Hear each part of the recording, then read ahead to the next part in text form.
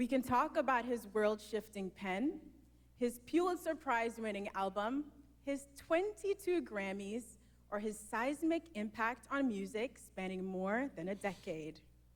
But nobody can speak for the man better than himself. Please welcome Kendrick Lamar. Well, y'all gotta make some more noise than that.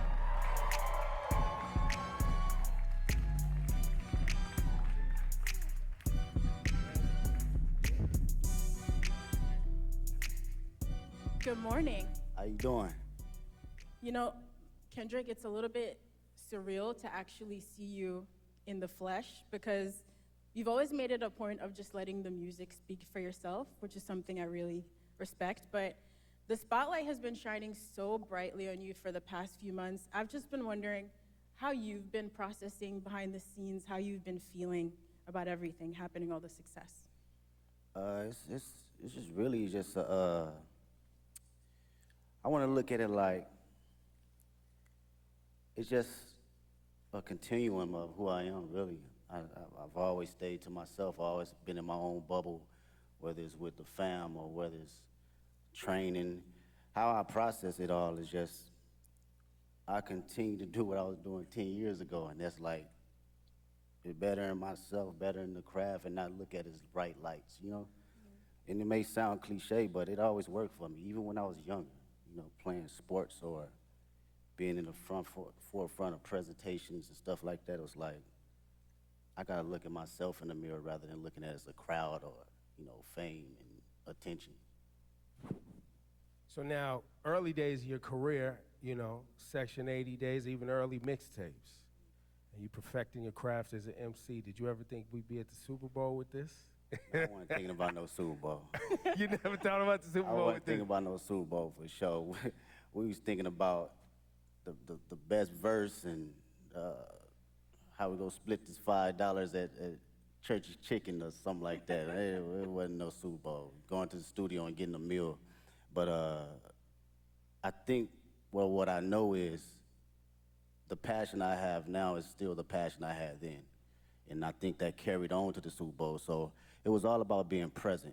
As long as I was present in the studio and present in whatever that line was or whatever that mistake was, rapping or doing the hooks or choruses or whatnot, I was present in that moment. I felt that passion. I think being present and not actually foreseeing everything kept me in the grounded state of mind in order to be at, you know, big stages like this. I think we felt that presence and that focus in your work for the past 15 years. Like Ebro said, going all the way back to projects like Overly Dedicated. And so seeing you perform with Dr. Dre at the halftime show 3 years ago, we already felt like that was the most hip-hop, beautiful halftime show ever. And now for you to come back and be the first solo hip-hop artist to headline, how does it feel being the artist to hit that milestone? And, you know, just your thoughts on what that means about hip-hop's progression and impact over the years. But that shit, it made me think about like the grind of it. You know what I mean? A lot of people don't see like the story before the glory, man. And that shit is like shuffling out your mixtapes and, you know, going to neighborhoods and parties and performing there, hole in the wall spots. It reminds me of the essence and the core response of rap and hip hop and how far it can go. So for me, that should mean everything because it puts the culture on the forefront where it needs to be and not minimized to just a catchy song or verse. This is a true art form. So to represent it on this type of stage is like everything that I've worked for and everything that I believe in as far as the culture. Like I live and die by it. This shit done changed my whole family life, so I don't take it for granted at all as far as an art form, you know? It feels like that was a lot what this year was about too, right? Like you, I guess, you know, you took it and put it on your back and you felt like a line needed to be drawn, right? Was that your intent when you rolled out this year? Was like, yo, I'm drawing a line. Like, this is what it is. My intent was to always keep, I think from day one was to always keep the nature of it as a sport. You know, I don't care how motherfuckers look at it as far as like, as a collaborative effort, you know, that's cool too, but I love when artists grit their teeth. Like I still watch battle raps. I still watch Smack URL from Murder Mook to Lux to Tay Rock. You know, my bro Daylight. This has always been the core definition of who I am, and it's been that way since day one. So I don't think it was a thing for this year. It was always just a continuum. And what I will say about this year, it was more from a space where I think a lot of people was putting rap to the back, and you didn't see that. You didn't see that grit. You didn't see that bite anymore. So I always took that in consideration in going into any type of my music. That's interesting. So I hope this makes sense, right? You know, we've been following your journey for about 15 years, and you have been so consistent in the messaging and the focus, like you said, and you've always moved with integrity. So in a lot of ways, I feel like we thought we knew exactly who you were as an artist in a positive way. And then last year, it felt like you unlocked a whole new dimension for us. But that person, like you said, was always in there. But I'm wondering, do you still surprise yourself sometimes? Did you surprise yourself last year, or was it just us, the fans, with our jaws on the floor, just stunned? That's a good question. Surprise myself?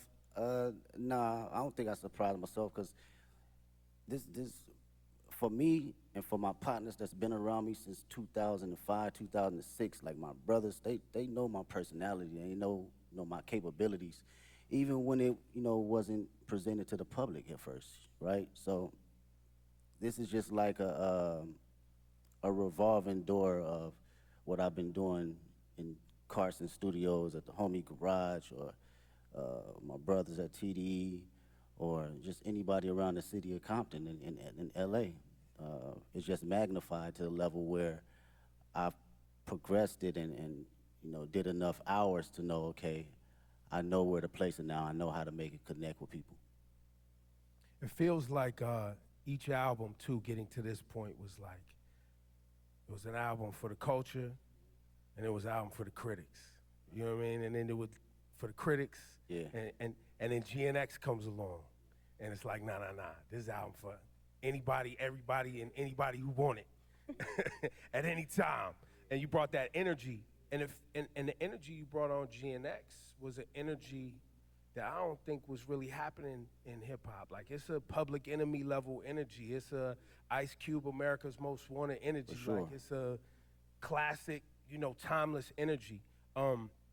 Talk about your headspace between Mr. Morale and this GNX. Yeah, no, that's great. Go back even further, man. Speaking on that energy, like it's my cousins was like DJ Quick, and Dre, these folks that my people was playing. So I always had that DNA, and you heard that DNA a little bit on Good Kid, Mad City, but I wanted to tell my story first, right?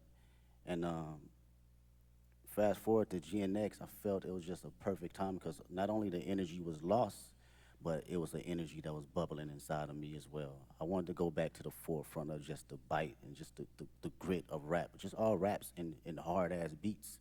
And that's like the basics for me. I thought about, damn, what I used to like when I was a kid. Hard raps, good beats, that's smacking, right? And it was a great transition from Mr. Morale because that was my most intimate. I wanted to go inside of my own psyche and my own personal withdrawals and see how it connects with the public and who can relate. So during this time around, I think it was necessary of coming out of that cocoon and feeling like, okay, I arrived now. I can spread my wings and show every state of who I am as far as Kendrick Lamar. And you really did spread your wings. I mean, you just came off a huge Grammy wins. You walked away with 5 awards, and you won Not Like Us won for Song and Record of the Year, which in itself is remarkable. But I think for people who love and respect hip hop and the roots of this culture, the competitive spirit of it, it has been a little bit mind-bending that you created this massive cultural award-winning anthem out of a battle rap song. And how is that something, after you got off that Grammy stage, you got home in some quiet time, what was going through your head? I was just thinking about the culture, really. It's always that for me first. I'm not even bullshitting with you. It's like, when people talk about rap, man, the conversations I hear, they think it's just rap and it's not an actual art form. So when you put records like that at the forefront, it reminds people that this is more than just something that came 50 years ago. They forget that it's even been here 50 years, right? And like kind of like belittle it. So I love to see that it gets that type of recognition for just straight raps, from awards to the billboards, all that, because this is truly just as big as an art form and a genre as any other genre. So that's what I think about, and I feel accomplished being able to do that. You know, whether somebody else come behind me and do it again and quadruple it, I love to see it. If that was my purpose to do that, then that's exactly what it was for that particular moment. I think people often miss the significance of that Record and Song of the Year award, because that Song of the Year award is a songwriter's award. Like, it's not just the biggest song. It's like someone wrote a song. And you as a songwriter, when you see your name up there and it's written by Kendrick, and that's it. Yeah. That's powerful. And I think to what you're saying, I think there's a lot of people who have become fans of hip hop, and they, you know, you like the songs you hear and know, but you're not actually tapped into the work that it takes for you to generate the output, the art. Exactly, man. As a writer, you know, and that's what I can appreciate the most. And knowing how much time I dedicated over the years in just trial and error, writing the most terrible shit to some of the greatest shit. You know, we all do it, from writer's block to figuring out how to find inspiration from the most non-popular aspects around me. So it's like, knowing that trial and knowing what I put in as far as my thinking process and what it takes to get there, I do not look at it as a small like endeavor because it's a hit record. No, it's actually some writing in that shit. You know, whether it connect with you on a spiritual level, whether it connect with you on a comedic level, whether it connect with you just on a personal dynamic, it's still from a writer's point of view. Yeah, you are an incredible writer. There are songs on GNX like Reincarnated.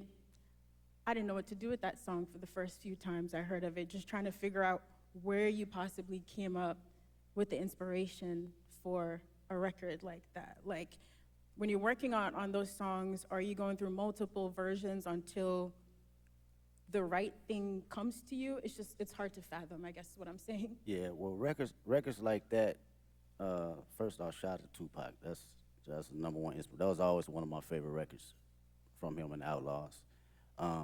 With records like that, it's always going into my mind of like, what if, right? And crafting out my what if ideas to the masses. So when I think about concepts and I think about what I actually believe and what I feel, I just go through a breakdown as if I'm reading a book, you know, and how I want people to hear this from a book sequence. So my initial process is, okay, how can I open them up to the story, and how can I drive them to the ending point to make them feel truly exactly what I'm trying to convey, whether they take their own perspective from it or they take mine. I just want you to feel it first. You know, the writing is there, and now it's up to me to perform it to where you can feel it. Yo, give it up for this guy, Kendrick Lamar. Y'all too quiet, man. This guy, you know, this guy he doesn't sit down and do this too often, so this is a very special conversation. We appreciate you, bro. Yeah. I really do. And shout to SZA too, because you guys are making history man. right now. Hell yeah. And you've seen her from her humble beginnings like she's seen you from your humble beginnings. You've watched her find success, and now y'all sharing the stage at the Super Bowl. This humongous tour that's rolling out next year. Talk about this moment in both of y'all's career. Have you guys had a chance to even see each other in this moment and be like, yo, like? We haven't even had a chance to crash out about it because everything been moving fast, like far as production and rehearsals and stuff. So we speak, but we haven't really got a chance to settle into the moment. For me personally, watching her, you know, her career and where she's come from, it's amazing to see. I get to finally see how certain individuals see me come up in the process, because I seen her day one coming in the studio and writing songs, throwing away songs, writing another song, throwing away songs, and songs is hard. And I understood that process though, wanting to be great. You know, even when we, you know, people saying this is classic record. She was like, no, I'm gonna write another one. And I understood that and I seen it. So to see it now magnified is like, she always had it, man. She always had it. And I'm just honored to be next to a talent.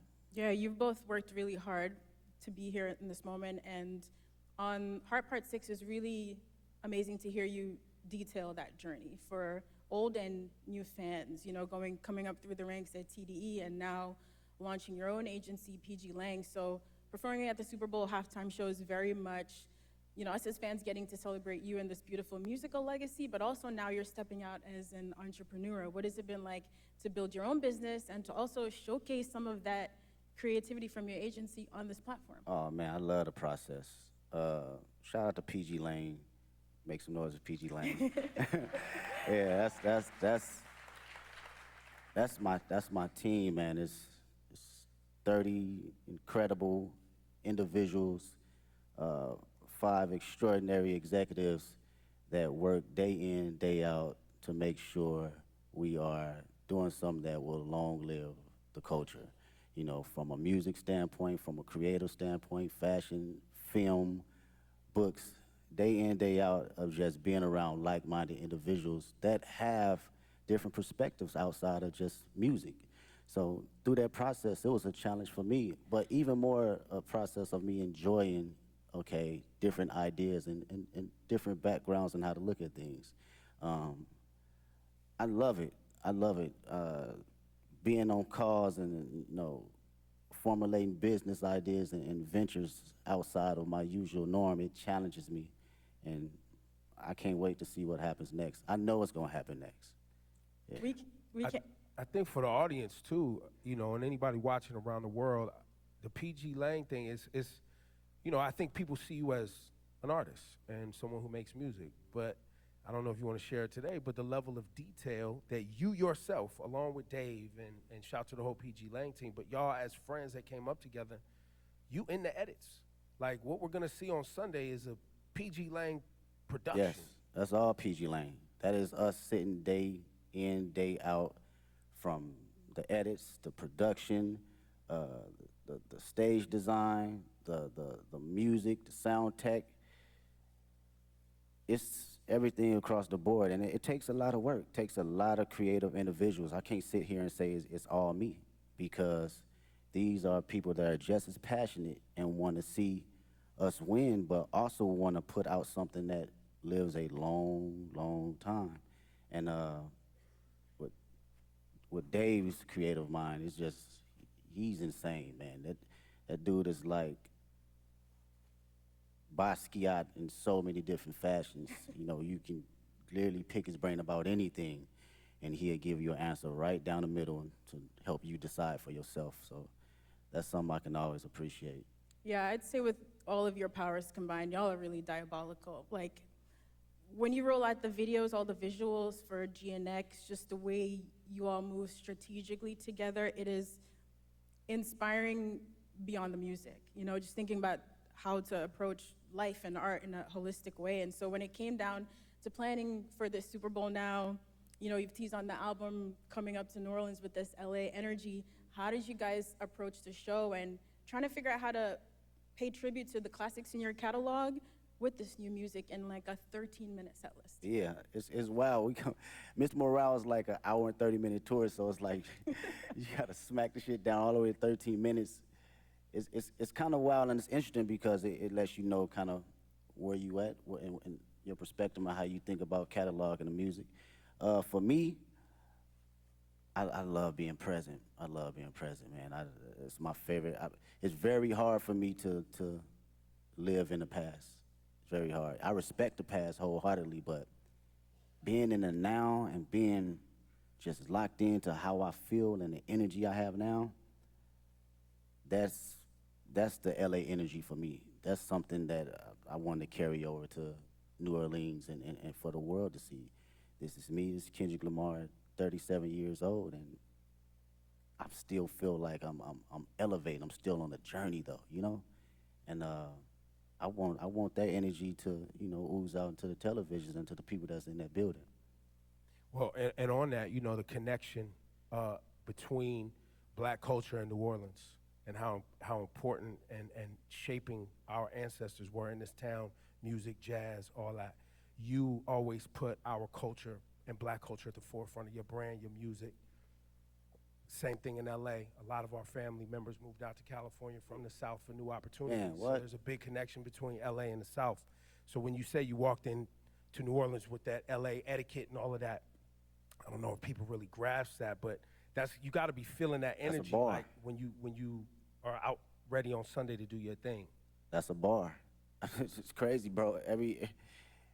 Out of all my friends, LA, us growing up, all our grandparents either from Louisiana, Texas, Chicago, like, period.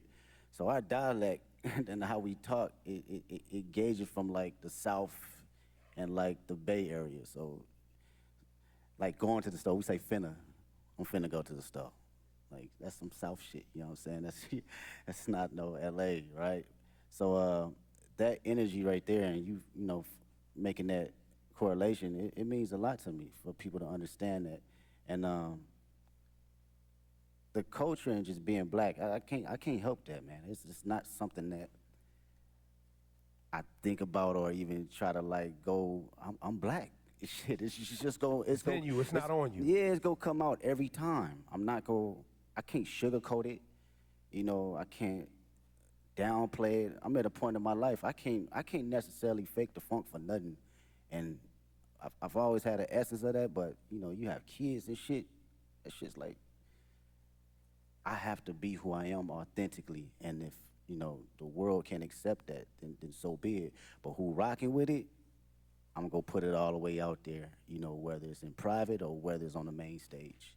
Yeah, I don't think a lot of people and a lot of artists stand in themselves as authentically as you have. And I think one of the questions we've all been wrestling with over the past few months, watching you and the way you've moved, is really, what is the role of an artist? And I think lots of people have very different definitions, but young Kendrick, again, back to overly dedicated and Section 80 mixtape Kendrick, and GNX Kendrick, Super Bowl Grammys Kendrick, has your idea of what the role of an artist is, you as an artist, has that ever changed? I don't think I knew exactly what my role was early on. I had maybe clues of it, but now today I can truly say it's to express myself and express things that people can necessarily say on the daily, and for them to actually relate to. And come from the most vulnerable place where people can actually feel it. I think that is, for me, that's the role for me as an artist. I don't give a fuck what place it come from. I could be the most angry person on the record. You gonna feel that shit that day if you woke up and you felt that. You wanna smile, you gonna feel it, because I'm gonna make sure I'm present that particular time in the studio, in the booth, that I feel happy and I feel energized, and I feel, you know, if I feel frustrated, you gonna feel it. And to carry that as an inspiration for people that's listening that may not have a voice, that, you know, I've grew up with cats, still to this day can't have a conversation. The most meanest, you know, aggressive individuals, but they can't even look you in the eye and express themselves the way they want to, so they resort to other things. And when I think about that, and I know that I have the tools necessary to communicate myself properly and effectively, I gotta do it for them. I gotta make records like Reincarnated. I gotta make records like Man in the Garden. I have to, because they feel that way, but they cannot project it. And when they hear somebody actually giving them affirmations, it allows them to speak more freely and be open, because again, I come from the same place they come from. Wow, Kendrick, we might not see you outside again soon after Super Bowl. I know, of course, you have the GNX tour. Listen, I know you also don't love doing interviews, but we are grateful. We're so grateful for all the music and the moments that you've given us over 15 years. And in the last year, your presence and your focus, it is noted. So thank you. We really appreciate it. Thanks for taking our Thanks questions. for fighting for And- hip-hop, man. Oh, for Thank sure. you for fighting for hip-hop. It is really appreciated. y'all. And now, We do have some we questions have some kids that are gonna ask from our questions. kid But reporter. I got one more thing for you, Kendrick. Before we go to our friend here, Hayes Adler, what should people expect to see and understand about Sunday's performance? A storytelling. I think I've always been very open about storytelling through all my catalog and my history of music, and I've always had a passion about bringing that on whatever stage I'm on. You know, whether it's a war tour or whether it's 500 people at Key Club. I've always had a form of that. So I like to always carry on that sense of, you know, make people listen, but also see and think a little. I think this is going to be one of those performances where people are going to be digging up Easter eggs for I mean, years, that's the Kendrick years thing, to come, you know. right? Even when it's not an Easter egg, people gonna make one up, right, Ken? Yeah. Hayes, this is Hayes Adler. He's got a question for you, What's up, Kendrick. man? Hi, Kendrick. What's going on? How do you prepare for such a big performance? Do you have a favorite way to stay healthy and active? Yeah, I do some laps, whether it's some sprints. If we talking about, let's go from, okay, on the physical level, I'll give you that. Maybe it's a 2-mile warm-up or a mile warm-up, maybe some push-ups, just to get the body movement. Sometimes you be out on that stage, man, and you need some oil on your knees a little bit to get moving and get cranky. So physically, yeah, I'm just exercising the body, a little bit of stretching, a little bit of all that. And on a mental level, I'm usually playing some Isley Brothers just to calm not my nerves, but calm my excitement and just give it a balance, you know? So that's my prep right before I go out. Thank you, Hayes. Thank you so much. And now Alvin Williams. How you doing, sir? What's up, Kendrick? What's up, man? I'm a little with Big Brother and Big Sister New Orleans. What has mentorship meant to you during the course of your career? And if you could thank your mentors for believing in you, what would you say? Oh man, mentorship has been everything. To be around individuals that experience every little thing that you know you think that you're the first person to go through it with, it's a difficult task when you're a young individual because you're like, shit, you don't know what you're talking about. But as you progress and you be like, damn, he or she was right, you begin to understand life a little bit better and not be so judgmental to people that have been here before you, right? The greatest thing I would say mentors, a couple mentors that given me was like affirmation and to always give myself space to believe in who I am, even when I wasn't feeling it, right? You can accomplish so many small things or big things and you still can fall in a slump where you doubt yourself. And even though these mentors haven't seen the spaces and been in the places I've been in, it was always time to allow me to share exactly who I am or how they see me and what I'm capable to give to the world. And I think that goes a long way, you know, from people in the highest places and the lowest places. We all need them. All right, thank you. Thank you. Thanks, Alvin. And we have one more question from young Dylan. What's up, Mr. Kendrick Lamar? There you go. Yes, That's sir, yes, an sir. artist right there. Yes, sir. It's a truly honor to meet you. And my question I have for you is, what advice could you give to kids about not being like anyone else? And how could they stay authentic while pursuing your path? It's a great question.